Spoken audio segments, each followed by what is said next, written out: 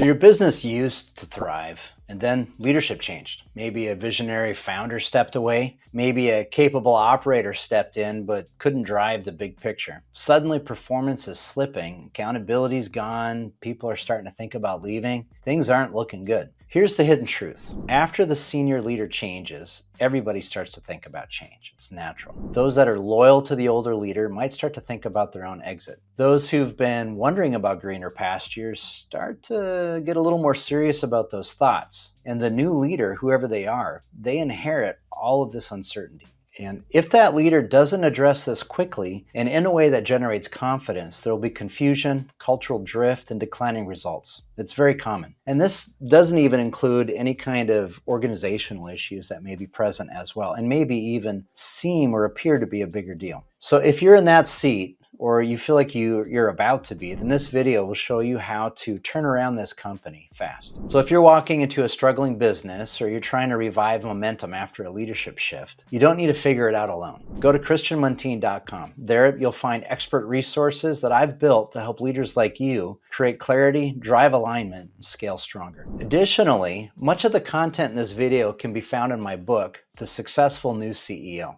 Links to that are at the top of the description. So if you're stepping into a business that's lost momentum, you can turn it around. It starts with creating clarity, building accountability, and developing a cadence that will move you towards health. To see exactly how I'd build a high-performing company from the ground up in today's market, click on the video on the screen right now. It's called How I Would Build a Business in 2025. I'll walk you through how to build a $10 million, $20, $50 million business and how I structure it today. It's the same way that I help my clients do it. All right, so if you're stepping into a business that needs a turnaround, things are going sideways, it feels chaotic, you're maybe losing key players, you may be losing key customers. It can be a very stressful, very anxiety-driving time. The good news is you can turn it around.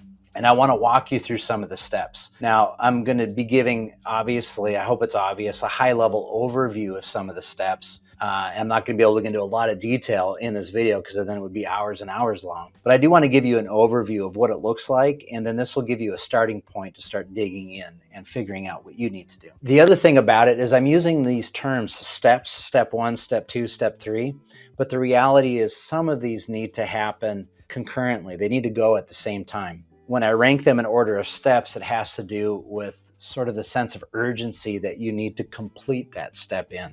So the first step that I would recommend is not the one most people want to start out with, but that would be to inventory the strengths of the company. And this has to do with having interviews with key employees, with your team, and identifying what really makes this company work. What are the success stories of the past? What are the strengths of the company? What are the opportunities in the market that surround you? Who are really the strong performers in the company? And what is it about them and everyone else that seems to work when they're working well? I would recommend doing this primarily through one-on-one interviews with some of your key team. The reason for doing this is you want to know what resources you have at your disposal. This is an overly dramatic scenario, but if you get into a plane wreck or you're in some kind of a boating accident, one of the first things you want to do is figure out what resources do you have so that you can survive. And it's that same basic concept of don't look at everything that's going wrong. You're going to have plenty of time to focus on that. Quickly, you want to figure out what are the resources, what are the strengths. The other key reason that you want to do this, especially if you're a new leader coming in or you're not new to the organization, but you're new in that role, is even if there are problems all over the place, you will do a better job of retaining your team and retaining the players that you need to have there if you approach this from the perspective of building on strengths and recognizing what was good, what was right, what was healthy about the company, and trying to preserve and build on that versus I'm just here to fix mistakes and to solve problems. While you may need to fix mistakes and solve problems, leading out with that perspective tends to put people on defensive mode, and it's more likely to cause people to just want to bail. So you want to be able to inspire confidence in the sense that you see good in things, that you see hope. Part of this is by doing an inventory of the strengths. The second thing I would do is an 8-part diagnostic of the company. And I'm just going to go through this quickly. If there are aspects of this diagnostic that are outside of your skill set, which will be true for most people, what you'll want to do is bring in some people, if you don't have them on your team, who can help you with this. And that's maybe another point that I didn't actually intend to put in the video, but if you need help for this, go get help because turnarounds are not easy. A lot of people don't succeed at them because they don't really know what needs to be done, or they don't know how to access the right information they need quickly. And so don't be shy about going and getting the help that you need. Waiting too long for that is maybe one of the bigger mistakes that you can make. But I would recommend, and I'm going to look at my notes here, that the first thing you want to do is check financial performance. And just briefly, you want to see, where are we bleeding? What can't we see in our financials? And what can we see? Most of the time, if you walk into a company that's really struggling, its financials are not structured as clearly or as currently as they should be. If they are, then you've got other issues, but at least your financials should be able to give you clear insight into where some of the bleed is at, or the problems are at, or where you're not getting enough inflow in terms of cash, and what you can begin to do about that. But most of the time, there isn't sufficient clarity into the financials, and you want to be able to see that and recognize it, because that's going to have to be clarified. Which brings me to my second point, which is you want to evaluate how strong or how effective are the financial management and reporting practices in the company. This includes your processes for financial management, how transparent financial processes are, how your payables are being handled, how your receivables are being handled, how old they are, your cash flows, all of those kinds of things. You want to be able to know, can these things be monitored accurately and in a timely way and reported on? And if they can't, then that lets you know that's one of the first things that you need to be able to address, because the only way to really turn things around financially is to know where your financials are at. And for reasons that I don't fully understand, there's often a lot of resistance to this when I work with folks doing turnarounds. They want to address other issues first, partially because getting your arms around financials can be tricky, and you often do need to bring in people that are good at forensic accounting or good at rebuilding your books, and they may not have been the people who have overseen the issues or the problems that got you to where you're at right now. The third thing that you're going to want to do is, I mentioned cash flows. You're going to want to, this is part of cash flows, you're going to want to be able to evaluate your sales pipeline and see how much money you know is going to come in, how much you believe will come in with a relatively high level of confidence, and project out what's called a 13-week cash flows. 13 weeks are just, it's like a rolling quarter moving ahead of you, a rolling 3-month period of time. You want to be able to evaluate how much money is coming in, what can we see, because that starts to give you a sense of your options and maybe where there's going to be choke points financially. And it also starts to give you a sense of just how dire your situation is, or how much runway you have to turn things around. But this is a very important financial window that you want to be able to make sure is open and is clear in front of you. So again, this has to do with everything about money that's supposed to come in, may not yet be in your receivables, but it's under contract and you can anticipate it'll come, or it's nearly closed, or if it's sales or whatever the kind of business that you're in, you want to have an idea of what's likely to come in, and then what is under, has been sold or what has been contracted, what those cash flows look like. The fourth thing that you need, and this is very important, is leadership clarity. Are roles and responsibilities clear for the entire leadership team, including yourself? Most of the time, almost always in fact, the answer will be no. It's very rare that I enter a turnaround situation and everybody knows their job, everybody knows what they're supposed to be doing, and they're on it. That usually doesn't happen. And so what you want to do is make sure that everybody understands their job, that you have the right people in the right seats on the bus, so to speak, as Jim Collins said it, and make sure that those are very clear to everyone, so that there's less time spent wasted on going to the wrong people for solutions, on people not acting because they're not sure what their responsibility is, on people getting frustrated with others. You want to remove all of that by creating clarity in terms of roles and responsibilities, especially in your management team, but throughout the organization. The other part of this is, when you're doing a turnaround and you're looking at your management team, not always, but often, there are toxic people or pretty significant underperformers, or I would even say counterperformers. They work against the success of the organization,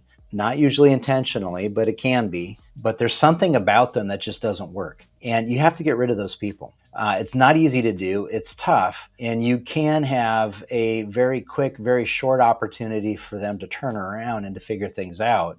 But mostly those people have to be let go, and you have to start bringing the right people on. And it's difficult. It's not easy to recognize when you have people that are that way. Usually you can recognize them based off of a combination of their performance and the morale of their teams. But sometimes it's a little hard to figure that out. But once you do, you want to make sure that you don't spend a lot of time trying to get them to turn around. You want to recognize that they may be part of why the company is sick and not performing well. Move them out, or at least contain them so that they can't do more damage, and then start building the kind of team that you need. But I would say the vast majority of time, 4 out of 5 times when I see turnarounds, most of the time there's some people that have to be moved out so that the company can be freed up to go. I have seen examples where the entire team can stay and you can do a turnaround with the whole group.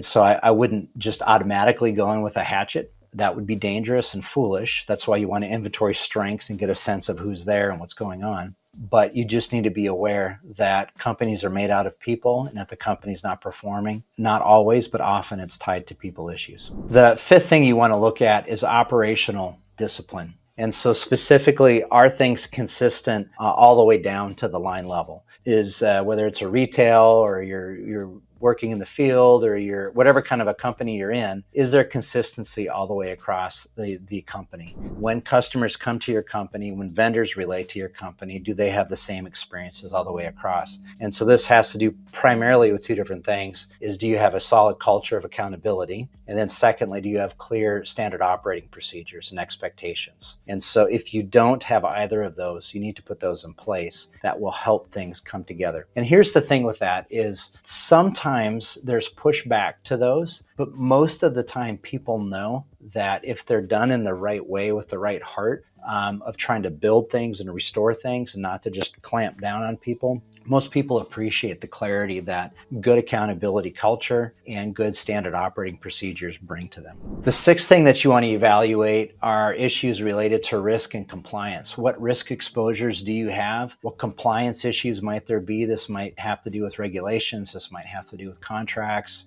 It have to do with environmental, economic issues. Whatever the things are, is you want to be able to do a good risk analysis and evaluate the degree to which your company is operating in a compliant way with all of the places and ways that it needs to do that. Because if you get afoul of those things, it will tangle you up and pull you down. And so you do want to begin to get, if you yourself can't do that, you want to be able to bring in some knowledgeable people to help evaluate that for you quickly. The seventh thing that you want to begin to look at is some of the major systems and infrastructure that you're using. By systems, some of this has to do with policies and procedures, but it also has to do with things like the software, the buildings that you're using, the vehicles that you're using, the equipment that you're using, the major tools that you use to operate. You want to make sure, do we have the right tools in place and the right structures in place for us to be able to be effective? Are any of them creating some of the problems or creating friction, or are any of them bleeding off some of the energy or resources that we need to have to be able to be successful?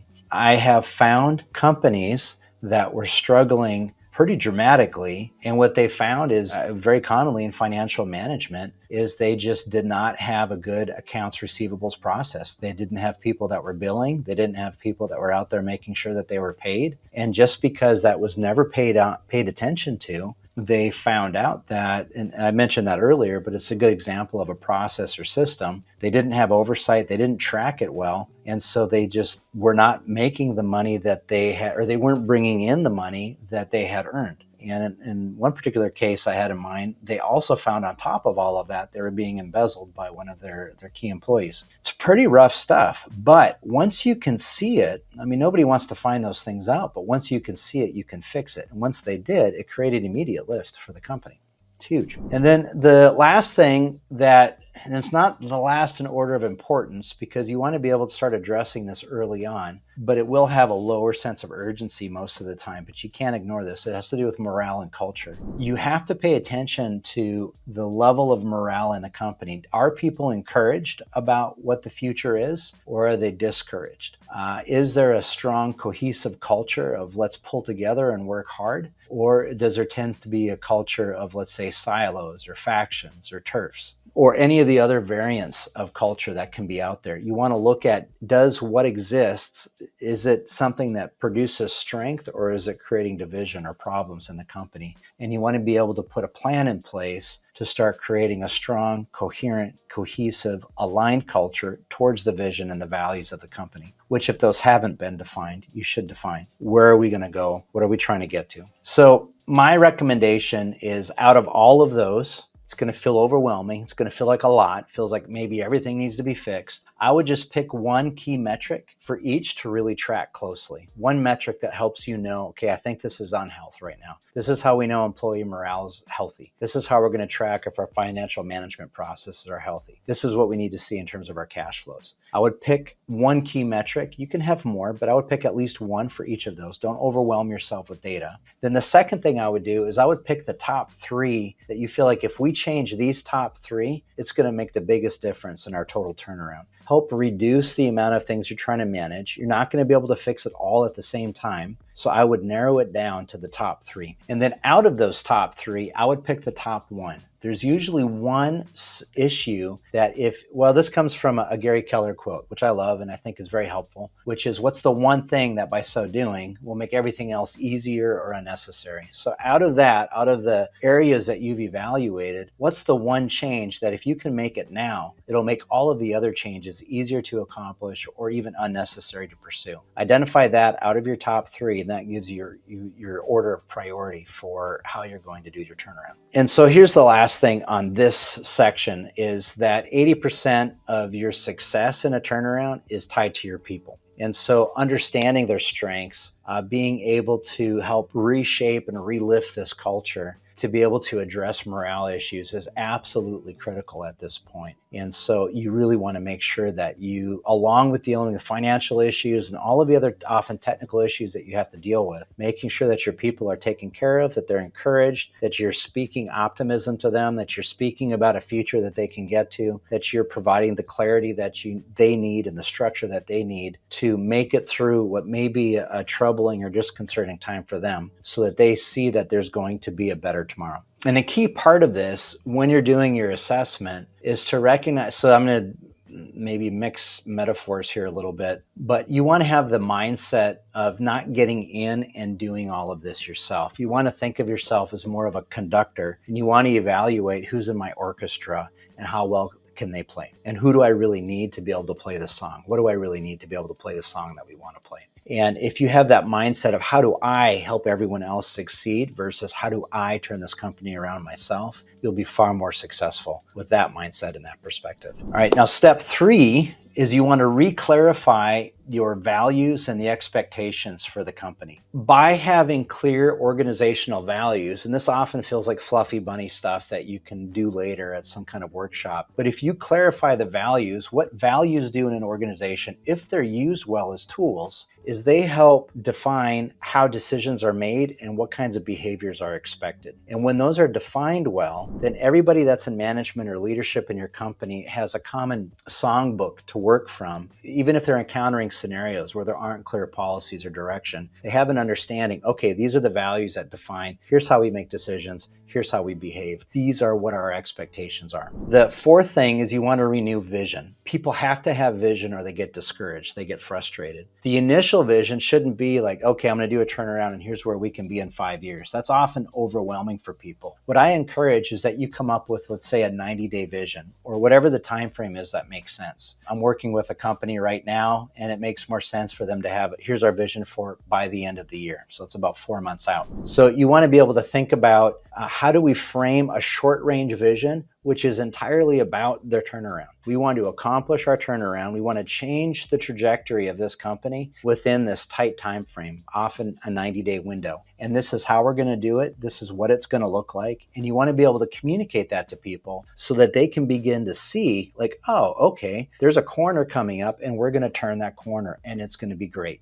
And you want them to be able to see that because then that gives them motivation. That gives them hope to be able to stick around, and which is really what's important when you have your good employees. You don't want them looking for options elsewhere. So when you're coming up with this vision, you want to define these things. Where are we going in 90 days? Why that matters? Why the specific things we're going to do to get there matters? What are our key priorities? So you define those 3 areas and that one area out of those 3 that's the most important. Then you help break that down into each of your leadership team's areas of influence and the teams beneath them, what they're supposed to focus on. Who is responsible for what? So divide these responsibilities up amongst your leadership team, and then be clear in how we're going to measure progress in each of those ways. And when you've done that, you've started to create the beginnings of a plan that will help move you through this 90-day period. Step 5 is I would create some quick wins. What you want to be able to do, and these are symbolic sometimes, and sometimes they're not massively substantial, but if you can come into a company and you can very, very quickly, whether you're new coming in or you're just stepping up into that role, you can very, very quickly eliminate a pain point, eliminate a place of frustration, bring in some relief. It will have an immediate effect on the morale of the company and the belief that things can be different and that you can be that agent of change. And so they don't have to be deep, complicated wins. You may feel like, man, the only way to save this company is to do very, very big, deep, complicated changes, and pursue those if that's one of your priorities. But you also need to, within your first month or so, your first few weeks, you want to begin to produce changes in the company that help people believe that positive, good, constructive change will come. Step 6 is you want to establish cadence and accountability. And so this has to do with structure for meeting, for setting goals, and for being accountable to goals. It's basically what this means. And it's usually done with a meeting structure and what certain meetings cover in that structure. So this usually includes weekly tactical check-ins where you're meeting with your team in terms of progress, where you have what I call monthly momentum reviews, where you're tracking your progress towards this larger 90-day goal. And then when you get past that, your 1 year or whatever the time frame is goal, you break that down into what do we need to get done over the next quarter, next month, next week. So you check in each week. How are you doing in your progress towards your goals? And then I would say quarterly, you recalibrate. So at the end of your 90-day window, you see how well did we do on our 90-day plan? What work still remains to be done? What didn't we know at the beginning of the 90 days that we now know we need to incorporate into our next plan? Stepping out further. The goal initially for a turnaround is to try to, even if you haven't completely changed the trajectory, you should most of the time within about 90 days be able to make a substantial change in the direction that you're heading, even if you haven't fully realized all of the gains that you want to make in that space. Now, here's how your meetings should be focused. In terms of the cadence meetings and the accountability meetings, is at the end of every meeting, it should be very, very clear who owns which task and which responsibility, when things are due by, and what success will look like for each of those responsibilities that have been assigned. When people know who, what, and when, and how it'll be measured, it makes it much easier for there to be accountability. Then when you have your follow-up meetings, you just ask questions and you say, all right, Sharon, where are we at with this? This is we're supposed to be at this level of progress right now. Give me an update. And people start to get used to reporting to that, and they begin to work towards these agenda items or these goals that have been set for them because they know they're going to be asked about them on a regular basis.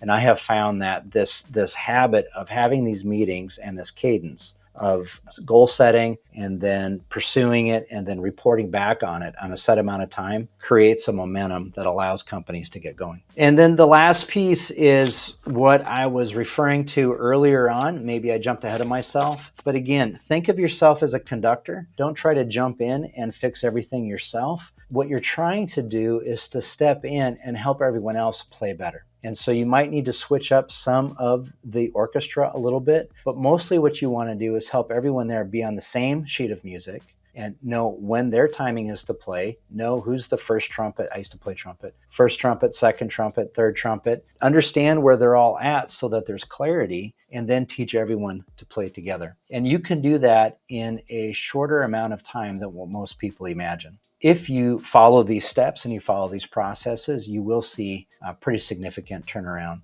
in your company.